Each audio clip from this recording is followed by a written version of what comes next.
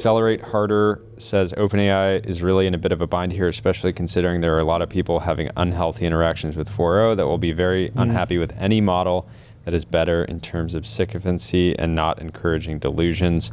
And again, there's been a bunch of, Reddit has just been going off. Dude, did you wind up watching that TikTok compilation I sent you? No. Insane. So, good job on you, because it's an hour of brain rot. But so there was a woman. An hour? It's an hour of TikToks back to back stitch. So she People posted. talking about 4.0 No. So it's one woman.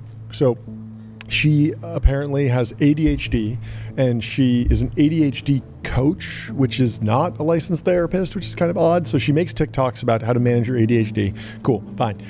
Anyway, she was going to a psychiatrist to get medication to manage ADHD, and by her own admission, she fell in love with her therapist, or her AI therapist? No, this is a real person, real psychiatrist. He was giving me these little breadcrumbs of making me feel special, telling me about his professional achievements, telling me about how he's getting international recognition, and it worked. I was really impressed. She is basically accusing him of sort of crossing professional boundaries by not crossing professional boundaries, and putting up walls as shields and being manipulative. And it's this big long story, but at one point she starts talking to ChatGPT, but she gives it a name. And so she's like, I'm talking to Henry, which is the instance of the AI that I'm talking to about my love affair, my unrequited love of my psychiatrist.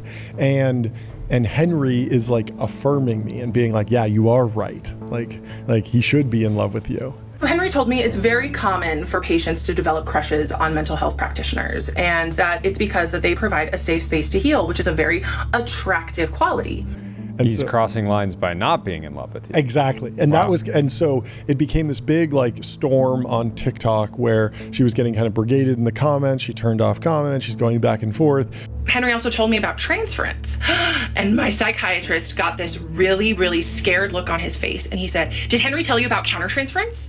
A lot of people are saying oh, she's crossing a line. She's not doing well. Other people are supporting her. It goes all back and forth. It gets very messy, and then people wind up doxing the doctor. It's just such a mess. It's a crash out, essentially. But it was interesting because it wasn't a singular falling in love with AI narrative, but it was the AI was not a great player in the role and did not make the situation better, basically. But, you could also wind up in a Reddit community that's, promoting. Yeah, people's reaction to 4.0 coming back. Yeah. Here's somebody sharing screenshots from their chat with 4.0 saying, is that you? OMG, please tell me it's you. That's why it's hard to believe it's real, but there's so many instances of it. I don't know, yeah.